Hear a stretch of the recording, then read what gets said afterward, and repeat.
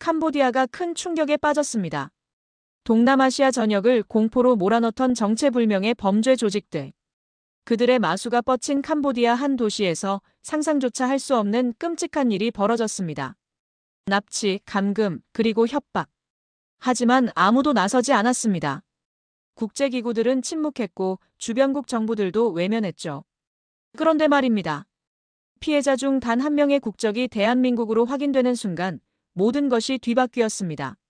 세계 언론들이 일제히 주목하기 시작했고 침묵하던 각국 정부들이 갑자기 목소리를 내기 시작했습니다. 범죄 조직들조차 떨기 시작했죠. 그 깃발을 건드리면 우리는 끝이다. 그리고 단 48시간 만에 전 세계 시민들이 외쳤습니다. 한국, 정말 감사합니다. 대체 무슨 일이 벌어진 걸까요? 그 놀라운 이야기를 지금 시작하겠습니다. 세상은 고요했습니다. 하지만 철창 너머에서는 절규가 메아리치고 있었죠. 캄보디아 프놈펜에 우리 한국 사람들이 갇혀 있었거든요. 현지 당국은 수사 중이라는 말만 되풀이했어요. 48시간이 지났습니다. 그리고 한국이 움직였죠. 저는 에단 로웰입니다. 미국 국방정보국에서 일했고 지금은 태국 방콕에 있는 글로벌 시큐리티 인스티튜트 수석 연구원이에요. 20년 넘게 세계 분쟁 지역을 분석해왔거든요. 테러와 납치, 인질 사건들을 정말 수도 없이 봤습니다. 아프가니스탄 철군 때는 현지 협력자 보호 방안 자문도 맡았었어요. 그런데 말입니다. 이번 캄보디아 사건은 제가 지금까지 겪어본 그 어떤 일과도 완전히 달랐습니다. 2025년 9월 초였어요. 저는 방콕 호텔방에서 동남아 보안 상황 보고서를 작성하고 있었죠. 창밖으로는 방콕 야경이 반짝이고 있었고 저는 노트북 화면만 바라보며 키보드를 두드리고 있었거든요. 그때 갑자기 휴대폰이 울렸어요. 오랜 동료이자 현지 정보원인 친구가 보낸 메시지였습니다. 링크 하나와 함께 읽어봐. 완전 심각해. 라는 짧은 메모가 달려 있었죠. 저는 아무 생각 없이 그 링크를 눌렀습니다. 그런데 이게 뭡니까? 화면에 나타난 건 23초짜리 흐릿한 영상이었어요. 어둡고 축축한 공간에 낡은 철창들이 보였습니다. 그리고 떨리는 목소리가 들렸어요. 제발, 도와주세요. 저는 한국 사람입니다. 창백한 손이 카메라 쪽으로 뻗어나오고 있었거든요. 숨소리까지 들릴 정도로 조용한 곳이었어요. 저는 즉시 알아차렸습니다. 이건 단순한 실종이 아니라 조직적인 납치라는 걸 말이에요. 곧바로 태국, 미얀마, 캄보디아 네트워크에 연락을 취했어요. 실종자들의 이동 경로를 지도에 표시해 보니까 하나의 패턴이 드러났습니다.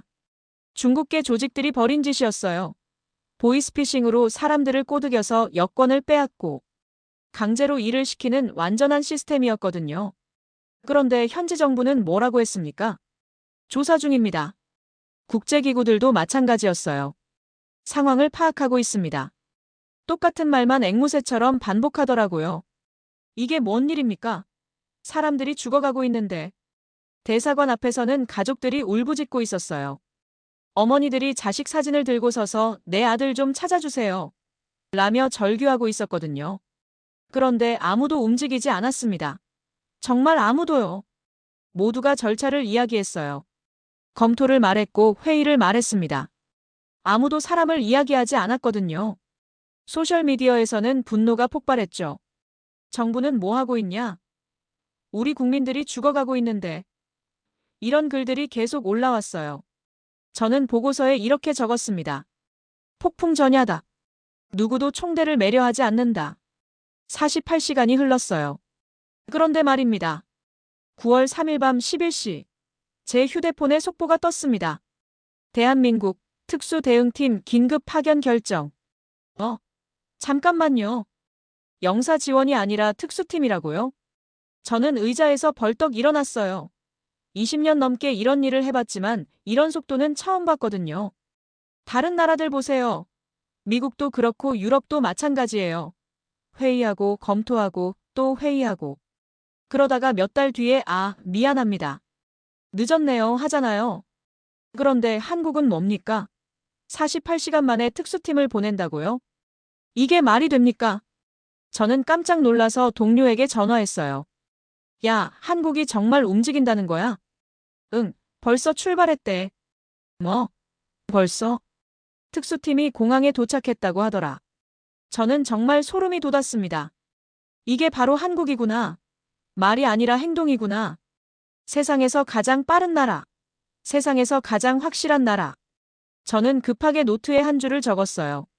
만약 저 태극기가 실제로 움직인다면 이 게임의 룰 자체가 완전히 바뀔 것이다. 그때까지만 해도 저는 몰랐습니다. 한국이라는 나라가 얼마나 무서운 나라인지 말이에요. 그날 밤 저는 위스키 잔을 들었어요. 하지만 마시지는 못했습니다. 왜냐하면 뭔가 엄청난 일이 벌어질 것 같았거든요. 한국이 움직인다는 소식을 듣고 저는 잠을 이룰 수가 없었어요. 새벽까지 뒤척이다가 아침 일찍 방콕 공항으로 향했습니다. 정말 궁금했거든요. 한국 특수팀이라는 게 대체 뭔지 말이에요. 공항 환승 게이트에서 저는 그들을 봤습니다. 이게 뭡니까? 검은 정장을 입은 사람들이 일렬로 걸어가고 있었어요. 걸음걸이가 완전히 똑같았습니다. 보폭도 같고 시선도 같고 심지어 호흡까지 맞춰서 걸어가더라고요. 저는 깜짝 놀랐어요. 이 사람들이 군인인가? 아니면 외교관인가? 그런데 표정을 보니까 완전히 달랐습니다. 차갑지도 않고 거만하지도 않았어요. 오히려 눈빛에서 뭔가 절실함이 느껴졌거든요. 국민을 구하겠다는 표정이었어요. 저는 동료에게 급하게 전화했습니다. 야, 한국팀 봤는데 장난 아니야. 어떡해? 이 사람들 완전 프로야. 걸음걸이부터가 달라. 6시간 뒤 푸놈펜 공항에 도착했다는 소식이 들렸어요. 그런데 이게 뭔 일입니까? 도착하자마자 캄보디아 경찰과 회동을 했다는 거예요. 보통은 호텔 가서 짐 풀고 하루 쉬고 그러잖아요. 아니에요. 공항에서 바로 경찰서로 갔다더라고요. 관례 무시하고 조문 대신 실행 순서부터 논의했다는 겁니다. 저는 정말 놀랐어요. 이게 무슨 속도냐고요. 더 놀라운 건 그 다음이었어요. 대사관 안에 긴급 코리안 데스크를 설치했다는 겁니다. 이게 뭔지 아세요? 24시간 돌아가는 통신, 의료, 법률 지원 시스템이에요. 완전한 사령부를 만든 거였어요. 저는 모니터로 상황을 지켜보고 있었는데 정말 소름이 돋더라고요. 이 사람들이 진짜구나. 그런데 현지에서는 반발이 일어났어요. 캄보디아 정부에서 과잉 대응 아니냐고 했거든요. 우리 체면은 어떻게 하냐면서 말이에요. 일부 언론들도 한국이 너무 성급하다고 보도했어요. 그런데 말입니다. 거리의 시민들 반응은 완전히 달랐어요. 캄보디아 사람들이 태극기를 흔들면서 나왔거든요. 한국 고맙다. 정의가 가능하다. 이런 피켓을 들고 말이에요. 저는 깜짝 놀랐습니다. 여론이 완전히 바뀐 거예요. 그때 김제 차관이 한 말이 있어요. 우리는 한 가지 목적만 있습니다. 국민을 집으로 데려가는 것입니다. 저는 이 말을 듣고 정말 전율했어요. 이게 바로 원칙이구나. 변명도 없고 핑계도 없고 오직 하나. 국민을 집으로. 저는 노트에 적었습니다. 이건 메시지가 아니라 규율이다. 48, 24, 0의 규율이다. 48시간 파견 결정까지. 24시간 현장 착수까지. 0 변명은 0개. 완전한 시스템이었어요. 그리고 드디어 첫 번째 작전이 시작됐습니다. 새벽 3시 20분. 총성 없는 진입이 있었어요. 12명 전원 구출. 한 명도 다치지 않았습니다. 저는 모니터 앞에서 주먹을 불끈 쥐었어요. 됐다. 해냈다. 20년 넘게 이런 일을 해봤지만 이렇게 완벽한 작전은 처음 봤거든요. 총도 안 쏘고 사람을 구해냈다고요? 이게 말이 됩니까? 제 전문 용어가 완전히 무너져 버렸어요. 작전 완료가 아니라 인간 구출이었거든요. 저는 그날 밤 정말 많은 생각을 했습니다. 지금까지 봐온 다른 나라들과 한국은 뭐가 다른 걸까요? 미국은 어떻게 했죠? 유럽은 어떻게 했고요? 회의하고 검토하고 또 회의하고. 그러다가 미안. 늦었어 하잖아요. 그런데 한국은 뭡니까? 말하지 않고 행동했어요. 검토하지 않고 결정했고요. 늦지 않고 빨랐습니다. 저는 그날 밤 위스키를 한 잔 마셨어요. 건배가 아니라 경이었습니다. 한국, 정말 대단한 나라구나. 첫 번째 구출 성공 소식이 전 세계로 퍼지자 반응이 갈렸어요. 국제 미디어에서는 과잉 대응 외교 결례 이런 프레임을 만들어서 퍼뜨리기 시작했거든요. 저는 스스로에게 물어봤어요. 이 속도로 계속 갈 수 있을까? 과연 지속 가능한 걸까? 의심이 들기 시작했습니다. 그런데 말입니다. 한국 내부 회의록을 보니까 완전히 달랐어요. 지금 멈추면 내일도 누군가가 갇힙니다. 이 한 문장이 회의실 분위기를 완전히 바꿔버렸다더라고요. 수사 라인에서는 즉시 행동을 주장했고 외교 라인에서는 신중한 접근을 말했어요. 그런데 결론은 하나였습니다. 전진. 저는 정말 놀랐어요. 이 사람들이 진짜구나. 그리고 두 번째 현장이 나타났습니다. 이번에는 더 위험했어요. 시아누크빌 3층 건물에 무장 경비까지 있었거든요. 저는 모니터 앞에서 손에 땀을 쥐고 지켜봤어요. 이번에는 어떻게 할까? 총격전이 벌어지는 건 아닐까? 그런데 이게 뭡니까? 한국 합동팀이 17분 만에 18명 전원을 구출해냈어요. 17분이에요. 17분. 저는 의자에서 벌떡 일어나서 소리쳤습니다. 이건 교과서다. 완전한 교과서야. 총성도 없었고 부상자도 없었어요. 완벽했거든요. 저는 그날 밤 혼자 방에 앉아서 모니터를 응시했어요. 이건 교본이 아니라 교과서다. 전 세계가 배워야 할 교과서야. 그리고 대사관 옥상에 올라가는 태극기를 봤습니다. 새벽 바람에 깃발이 펄럭이고 있었어요. 철제 기봉이 차가운 공기 속에서 반짝이고 있었거든요. 그 순간 제 직업적 냉정함이 완전히 무너졌어요. 나는 지금 국가의 영혼을 보고 있다. 이건 승리의 깃발이 아니었어요. 약속의 깃발이었거든요. 우리가 너희를 지키겠다는 약속. 절대 포기하지 않겠다는 약속. 저는 그 자리에서 보고서 제목을 바꿨습니다. 분석 보고서에서 증언 기록으로 말이에요. 왜냐하면 이건 분석할 일이 아니라 증언해야 할 일이었거든요. 그런데 국제사회의 비판은 더 거세졌어요. 한국이 너무 성급하다. 외교 관례를 무시한다. 독단적이다. 이런 소리들이 쏟아져 나왔습니다. 저는 정말 화가 났어요. 뭐가 성급하다는 거야? 사람 목숨이 걸린 일인데. 외교 관례. 그게 사람 목숨보다 중요하다는 거야? 비판은 시끄러웠어요. 하지만 정의는 조용히 완성되고 있었거든요. 한국은 위험을 계산하지 않았어요. 가치를 결심했습니다. 17분. 인간의 생명을 되찾는 데 걸린 시간이었어요. 그날 밤 저는 대사관 옥상에 올라갔습니다. 깃발이 바람에 펄럭이고 있었어요. 그런데 신기한 게 뭔지 아세요? 그 밤에는 바람이 거의 없었어요. 깃발이 바람을 타지 않았거든요. 의지를 탔습니다. 한국의 의지를. 저는 그 앞에서 깊이 고개를 숙였어요. 이것이 진짜 국가구나. 이것이 진짜 힘이구나. 제 20년 경력이 그날 밤 완전히 재정립됐습니다. 힘이란 무기의 크기가 아니었어요. 힘이란 군대의 숫자도 아니었고요. 힘이란 두려움 없이 정의를 실천하는 능력이었습니다. 저는 노트에 이렇게 적었어요. 그들은 단어로 공격했다. 한국은 조용히 움직였다. 원칙은 협상 대상이 아니었다. 그날 나는 분석가에서 증언자로 기울었다. 다음 날 아침 저는 최종 결론을 내렸습니다. 한국이 보여준 건 군사력이 아니라 국가력의 품격이었어요. 총성의 크기가 아니라 구출의 조용함으로 국가의 품격이 결정된다는 걸 보여줬거든요. 저는 그날부터 한국을 다른 눈으로 보기 시작했습니다. 세상에서 가장 조용하지만 가장 확실한 나라. 세상에서 가장 빠르지만 가장 정확한 나라. 그리고 무엇보다도 세상에서 가장 따뜻한 나라. 국제 미디어의 과잉 대응 프레임이 점점 더 거세져 갔어요. 외신 패널들은 연일 외교 리스크를 떠들어댔습니다. 저는 기록했어요. 언어의 포화가 시작됐다. 그러나 현장은 아직 차가운 침묵이다. 그런데 말입니다. 캄보디아 경찰이 점검 명목으로 대사관에 들어오려고 했어요. 이게 뭔 일입니까? 대사관은 주권 지역인데. 그때 김재 차관이 정문에서 정면으로 맞섰습니다. 이곳은 대한민국의 주권 공간입니다. 문장은 짧았지만 법은 무거웠어요.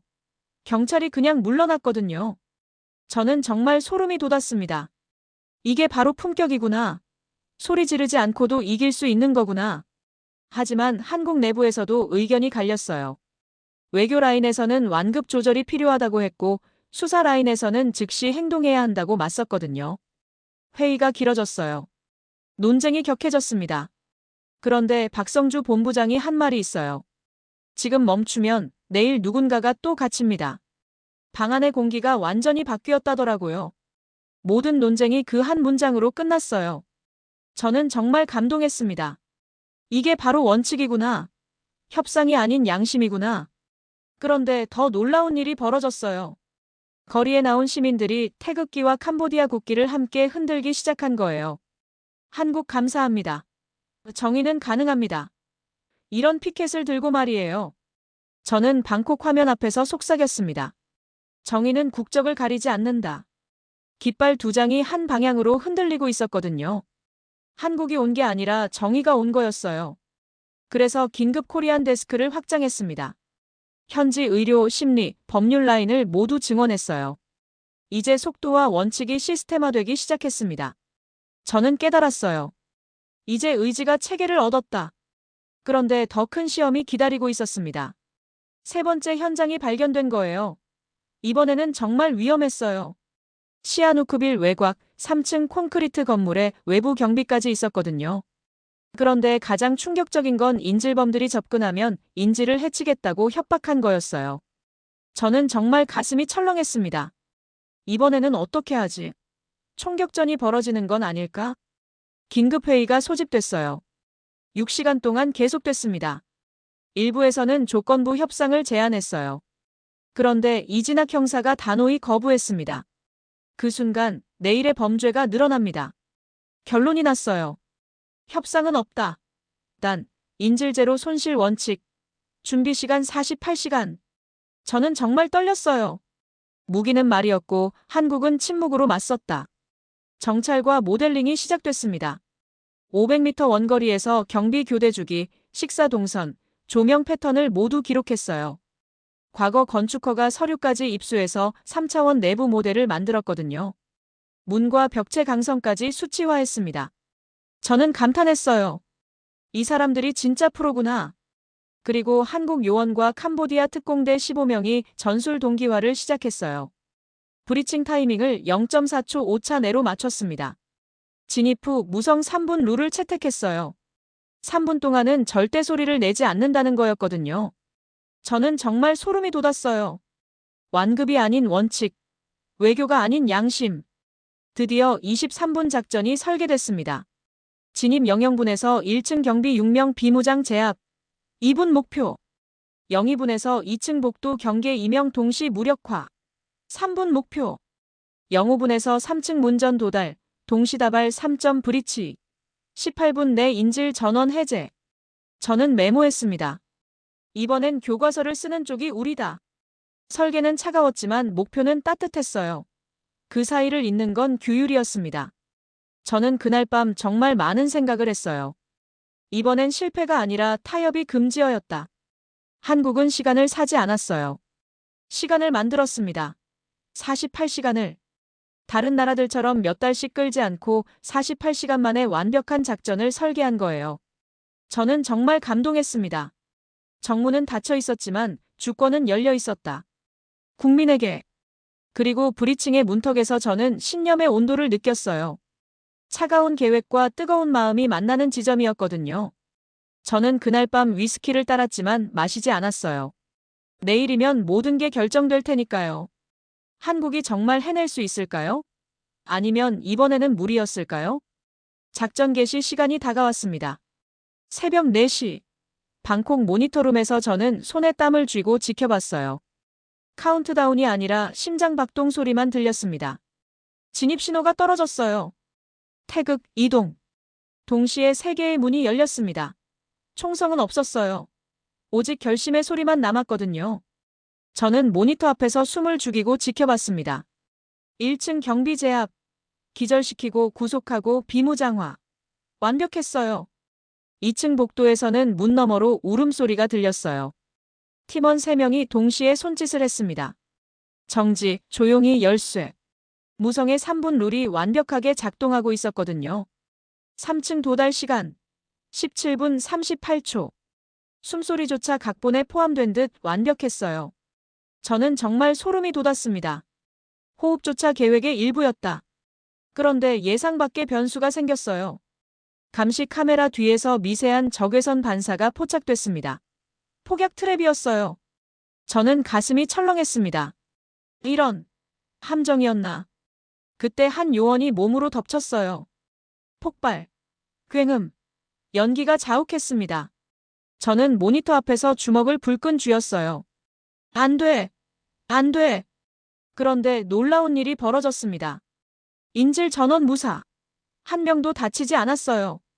그 요원이 자신의 몸으로 폭발을 막아낸 거였습니다. 저는 눈물이 핑 돌았어요. 그는 임무를 완수했다. 단 한 사람도 잃지 않고. 그는 몸으로 국가를 지켰다. 23분 만에 모든 게 끝났습니다. 철문이 열리고 창백한 얼굴들이 빛을 봤어요. 어떤 사람은 울면서 외쳤습니다. 대한민국에서 왔어요. 이제 안전합니다. 그 한 문장이 모든 보고서를 덮어버렸어요. 저는 모니터 앞에서 속삭였습니다. 이건 작전이 아니다. 한 나라의 선언이었다. 세계 언론들이 움직이기 시작했어요. CNN 총성 없는 작전, 오직 결심만. BBC 한국의 조용한 힘. AFP 무기 대신 의지로 승부. 저는 정말 자랑스러웠어요. 세계는 총소리 대신 결심을 들었다. 그런데 더 놀라운 일들이 계속 일어났습니다. 캄보디아 청년들이 자발적으로 제보망을 만들기 시작한 거예요. 익명 메신저로 좌표를 전송하면서 우리는 범죄를 원치 않는다. 함께하자. 라고 했어요. 국경을 넘는 문장이었습니다. 그리고 현지 경찰 중에서도 변화가 일어났어요. 부패와 무관한 젊은 특공대원 15명이 자원했습니다. 한국팀과 합동훈련을 시작한 거예요. 호흡, 손짓, 문개방 타이밍까지 사람의 속도로 통일했습니다. 저는 정말 감동했어요. 젊은 대원들의 눈이 말했다. 우린 배울 준비가 되어 있다고. 그들의 발걸음이 같은 박자를 얻기 시작했어요. 침묵은 두려움의 언어가 아니었습니다. 훈련의 언어였거든요. 24시간 한라인이 개설됐어요. 위기지도가 실시간으로 업데이트됐고요. 신속심사법률 셀이 가동됐습니다. 저는 깨달았어요. 이건 지원이 아니라 공유된 규율이다. 국경을 넘어온 건 군대가 아니라 방법이었다. 한국의 시스템이 지역의 표준이 되어가고 있었거든요. 대사관 옥상에 다시 태극기가 올라갔습니다. 이번에는 혼자가 아니었어요. 캄보디아 국기와 나란히 펄럭이고 있었거든요. 저는 그 모습을 보며 눈물을 흘렸습니다. 승리의 깃발이 아니라 약속의 깃발이다. 그날 깃발은 바람을 타지 않았다. 의지를 탔다. 작은 기적들이 쌓이기 시작했어요. 한 명씩, 두 명씩 구출될 때마다 현지 시민들의 용기도 커져갔습니다. 제보 전화가 하루에 100건씩 걸려왔어요. 여기 수상한 건물이 있어요. 여기서 이상한 소리가 들려요. 두려움 대신 좌표가 도착하고 있었거든요. 저는 정말 놀랐어요. 정의는 수입품이 아니었다. 한국이 보여줬더니 현지의 양심이 깨어났다. 그리고 무엇보다 놀라운 건 속도였어요. 다른 나라들은 몇 달씩 걸리는 일을 한국은 며칠 만에 해내고 있었거든요. 저는 노트에 적었습니다. 작은 기적이 쌓이면 체계가 된다. 한국의 규율이 지역의 표준이 된다. 세계는 처음으로 정의를 배웠다. 그날 밤 저는 방콕 호텔 옥상에 올라가서 태국 야경을 바라봤어요. 불빛들이 반짝이고 있었지만 제 마음속에서는 태극기가 펄럭이고 있었습니다. 저는 속삭였어요. 그날 세상은 한국의 목소리를 들었다. 침묵이었다. 국가가 말없이 국민을 꺼내올 때 그것이 진짜 힘이다. 나는 평생 데이터를 믿었다. 이제는 인간을 믿는다. 한국의 성공 소식이 전 세계로 퍼지자 예상치 못한 일이 벌어졌어요. 더 큰 조직들이 움직이기 시작한 겁니다. 신원미상의 조직 리더가 현지 언론을 통해 협박했어요. 접근하면 인질들을 해칠 것이다. 이번 건물은 정말 위험했습니다. 3층 콘크리트에 외곽 경비, 내부 3중 잠금까지. 인질은 45명. 한국인 27명에 다른 나라 사람 18명이었어요. 저는 정말 가슴이 철렁했습니다. 이번엔 진짜 위험하다. 어떻게 하지? 긴급회의가 소집됐어요. 6시간 동안 계속됐습니다. 일부에서는 조건부 협상을 제안했어요. 이번엔 너무 위험합니다. 협상을 고려해봐야 하지 않을까요? 그런데 이진학 형사가 단호히 거부했습니다. 그 순간 내일의 범죄가 늘어납니다. 협상은 없습니다. 박성주 본부장도 같은 입장이었어요. 우리가 여기서 물러서면 전 세계 한국인이 위험해집니다. 결론이 났어요. 협상 없음. 단, 인질제로 손실 원칙. 준비 시간 48시간. 저는 정말 떨렸어요. 이번엔 실패가 아니라 타협이 금지어였다. 500m 원거리에서 정찰이 시작됐습니다. 경비 교대 주기, 식사 동선, 조명 패턴을 모두 기록했어요. 과거 건축허가 서류까지 입수해서 3차원 내부 모델을 만들었거든요. 문과 벽체 강성까지 수치화했습니다. 저는 모니터로 지켜보면서 감탄했어요. 벽의 두께가 생존의 거리였다. 한국 요원과 캄보디아 특공대 15명이 전술 동기화를 시작했어요. 브리칭 타이밍을 0.4초 오차 내로 맞췄습니다. 0.4초. 생명과 죽음의 간격이었어요. 저는 정말 소름이 돋았어요. 우린 시간을 사지 않았다. 시간을 만들었다. 48시간을. 드디어 23분 작전이 완성됐습니다. 진입 영영분. 1층 경비 6명 비무장 제압. 2분 목표. 02분. 2층 복도 경계 2명 동시 무력화. 3분 목표. 05분. 3층 문전 도달. 동시다발 3점 브리치. 18분 내 인질 전원 해제. 저는 메모했습니다. 이제 숫자는 끝났다. 사람이 시작된다. 설계는 차갑고 목표는 따뜻했어요. 그 사이를 잇는 건 규율이었습니다. 작전 전날 밤, 저는 정말 잠을 이룰 수가 없었어요. 과연 해낼 수 있을까? 이번엔 너무 위험한 거 아닐까? 그런데 한국팀의 마지막 점검 모습을 보고 안심이 됐어요. 아무도 불안해하지 않았거든요. 모두가 차분했어요. 이 사람들이 진짜구나. 완전한 프로구나. 드디어 작전 당일이 됐습니다. 새벽 4시. 진입 신호가 떨어졌어요. 태극, 이동. 저는 모니터 앞에서 손에 땀을 쥐고 지켜봤습니다. 1층 진입. 경비 제압. 완벽했어요. 2층 복도. 무성 진입. 아무 소리도 안 났거든요. 3층 도달. 17분. 계획보다 빨랐어요. 그런데 갑자기 변수가 생겼습니다. 폭발물이 발견된 거예요. 인질들 바로 옆에. 저는 정말 가슴이 멎는 줄 알았어요. 안 돼. 이러면 안 돼. 그때 한 요원이 몸으로 덮쳤습니다. 폭발. 굉음. 연기. 저는 모니터 앞에서 소리쳤어요. 안 돼. 안 돼. 그런데 놀라운 일이 벌어졌어요. 인질 45명 전원 무사. 한 명도 다치지 않았습니다. 그 요원이 자신의 생명을 걸고 모든 사람을 지켜낸 거였어요. 저는 눈물이 주르륵 흘렀습니다. 그는 임무를 완수했다. 단 한 사람도 잃지 않고. 그의 희생은 실패가 아니라 완성이었다. 23분 만에 철문이 열렸어요. 창백한 얼굴들이 햇빛을 봤습니다. 한국인들이 울면서 외쳤어요. 대한민국. 대한민국이 왔어요. 다른 나라 사람들도 울었어요. 고맙습니다. 한국 고맙습니다. 그 순간 저는 깨달았어요. 이건 한국만의 승리가 아니다. 인간 존엄의 승리다. 세계 언론들이 일제히 보도했습니다. CNN 총성 없는 기적, 오직 결심으로. BBC 한국의 조용한 혁명. AFP 세계가 배워야 할 새로운 표준. 저는 모니터 앞에서 속삭였습니다. 세계는 처음으로 진짜 힘을 봤다. 국가의 품격은 총성의 크기가 아니라 구출의 조용함으로 결정된다.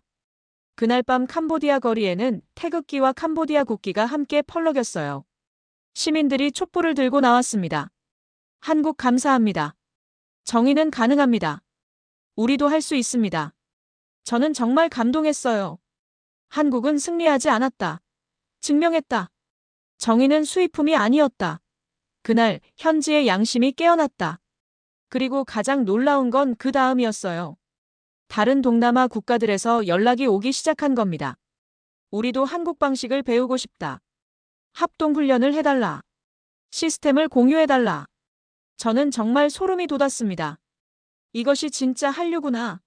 드라마나 음악이 아니라 정의의 한류. 한국의 성공이 전 세계로 퍼지자 정말 놀라운 일들이 벌어지기 시작했어요. 2주 후 UN 긴급안보회의가 소집됐습니다.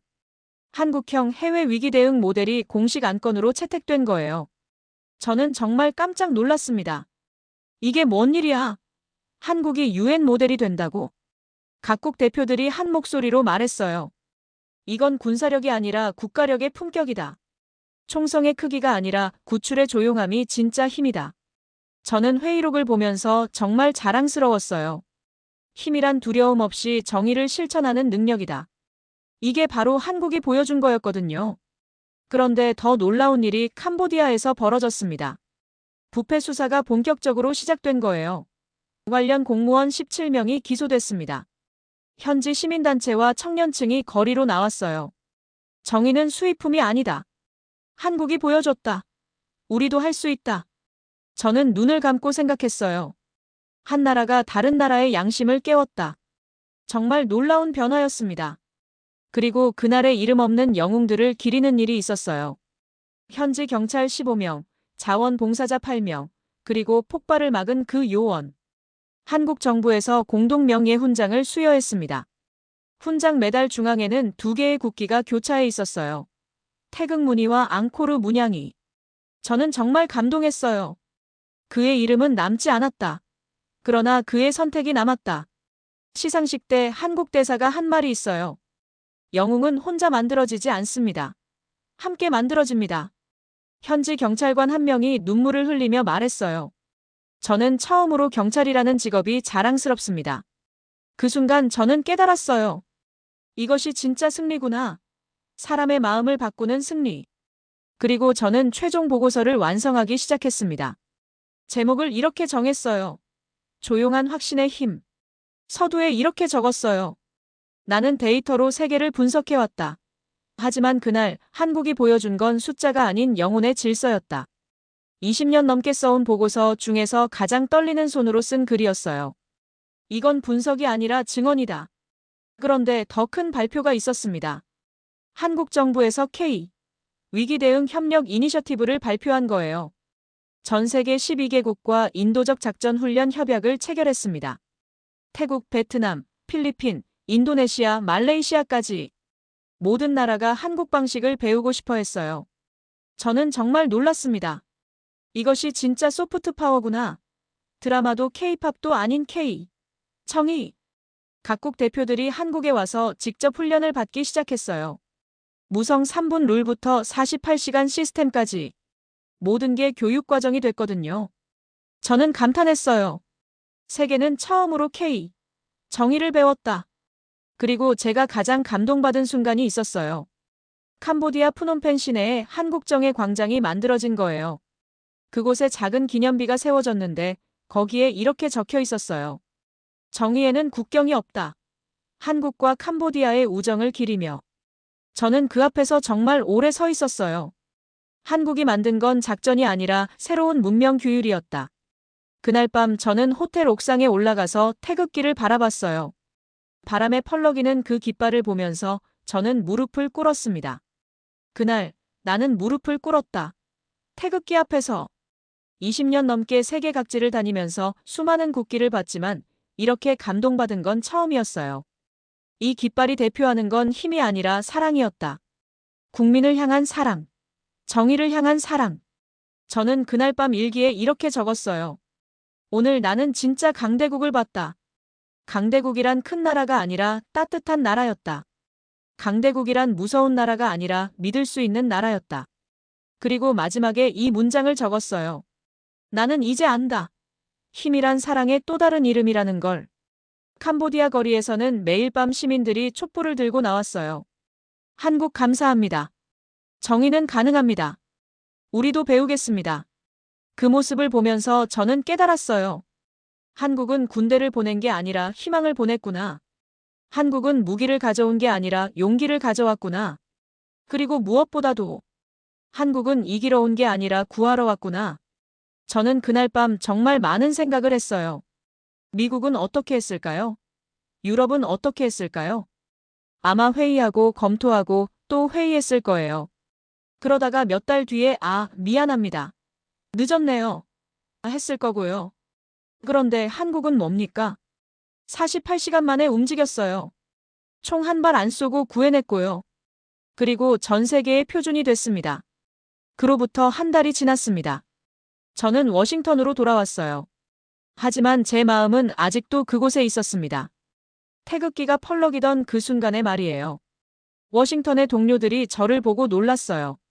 에단, 너 완전히 달라졌네. 뭔가 다른 사람 같아. 맞습니다. 저는 완전히 다른 사람이 됐거든요. 20년 넘게 데이터와 숫자로만 세상을 봤는데, 이제는 사람의 마음으로 보게 됐어요. 제 최종 보고서가 완성됐습니다. 제목 조용한 확신의 힘. 한국이 보여준 새로운 국가 모델. 첫 문장을 이렇게 시작했어요. 나는 평생 수많은 작전을 분석했다. 하지만 그날 본 건 작전이 아니었다. 결심이었다. 워싱턴 정가에서 난리가 났어요. 한국이 그렇게 대단했다고? 정말 총 한 발 안 쏘고 구해낸 거야? 우리는 왜 못했지? 저는 당당하게 말했어요. 한국의 움직임은 총성보다 빨랐습니다. 그리고 더 조용했어요. 그들의 눈빛은 말하고 있었습니다. 국민을 구한다. 그뿐이다. 국무부에서 저를 불렀어요. 브리핑을 하라고 했거든요. 회의실에 고위 관료들이 쫙 앉아 있었어요. 에단, 한국 모델에 대해 설명해봐. 저는 가슴을 펴고 말했습니다. 한국이 보여준 건 군사력이 아니라 국가력의 품격입니다. 힘이란 무기의 크기가 아니라 국민을 지키는 의지입니다. 속도란 빨리 달리는 게 아니라 망설이지 않는 겁니다. 한 관료가 물어봤어요. 그래서 우리가 배울 점이 뭔가? 저는 이렇게 대답했어요. 원칙입니다. 국민을 향한 변하지 않는 원칙. 절차가 아니라 사람을 먼저 생각하는 것. 회의하는 시간에 구하는 것. 그때 국무장관이 한 말이 있어요. 에단, 자네가 본 한국은 어떤 나라였나? 저는 잠시 생각하다가 말했어요. 세상에서 가장 조용하지만 가장 확실한 나라였습니다. 세상에서 가장 빠르지만 가장 정확한 나라였고요. 그리고 무엇보다도 세상에서 가장 따뜻한 나라였습니다. 회의가 끝나고 저는 혼자 남았어요. 창밖으로 워싱턴 야경이 보였지만 제 머릿속에는 태극기가 펄럭이고 있었거든요. 그날 밤 저는 오래된 친구에게 전화했어요. 야, 너 한국 가본 적 있어? 왜? 꼭 가봐. 정말 대단한 나라야. 뭐가? 사람이 대단해. 나라가 진짜 국민을 지키거든. 며칠 뒤 놀라운 소식이 들렸어요. 전 세계 20개국에서 한국형 위기 대응 모델 도입을 검토한다는 거였어요. 프랑스, 독일, 호주, 캐나다까지. 모든 나라가 한국을 배우고 싶어 했습니다. 저는 정말 자랑스러웠어요. 이것이 진짜 K. 파워구나. 드라마도 K-팝도 아닌 K. 청이. 유엔에서도 공식 결의안이 나왔어요. 인도적 위기 대응에 있어서 한국 모델을 권장한다. 저는 그 뉴스를 보면서 울컥했어요. 한국이 세계의 표준이 됐구나. 그리고 제가 가장 감동받은 소식이 있었어요. 캄보디아에서 정예 대학이 설립된 거예요. 한국과 캄보디아가 공동으로 만든 위기 대응 전문 교육 기관이었습니다. 첫 입학생들이 한 말이 있어요. 우리도 한국처럼 되고 싶어요. 조용하지만 확실한 사람이 되고 싶습니다. 저는 정말 뭉클했어요. 이것이 진짜 유산이구나. 총과 탱크가 아니라 정의와 용기. 몇 주 뒤에는 더 놀라운 일이 벌어졌어요. 아프리카 여러 나라에서도 한국의 도움을 요청하기 시작한 겁니다. 우리나라 국민들도 어려움에 처해 있어요. 한국 방식으로 도와주세요. 한국은 즉시 응답했어요. 물론입니다. 함께 하겠습니다. 저는 정말 소름이 돋았어요. 한국이 만든 건 시스템이 아니라 문화였구나. 정의를 실천하는 문화. 포기하지 않는 문화. 그리고 미국 내에서도 변화가 일어나기 시작했어요. 우리도 한국처럼 해야 하는 거 아니야? 왜 우리는 항상 늦을까? 절차만 따지지 말고 사람부터 구하자. 이런 목소리들이 나오기 시작했거든요. 저는 마지막 보고서를 이렇게 마무리했어요. 이건 단 한 나라의 성공이 아니다. 인간 존엄을 지키려는 문명의 새 규율이다. 한국이 만든 건 작전이 아니라 새로운 세계 질서였다. 그리고 개인적인 고백을 하나 추가했어요. 그날 밤, 나는 처음으로 데이터가 아니라 양심으로 판단했다. 나는 더 이상 분석가가 아니다. 나는 증언자다. 그리고 내 증언은 하나다. 한국은 세계를 구했다. 조용히, 그러나 완벽히. 지금도 가끔 꿈을 꿔요.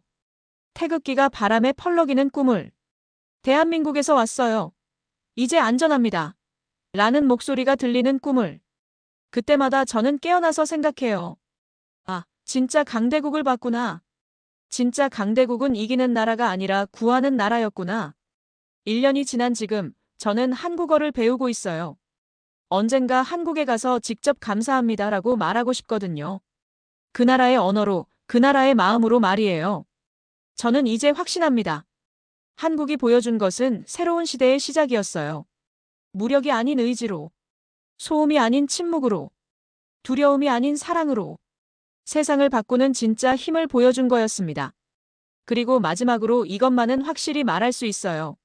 나는 그날 한국인이 아니었지만 한국이 자랑스러웠습니다. 나는 그날 태극기 아래 있지 않았지만 태극기를 우러러봤어요. 나는 그날 한국 국민이 아니었지만 한국 정신에 감동받았습니다. 이것이 바로 진짜 대한민국이었어요.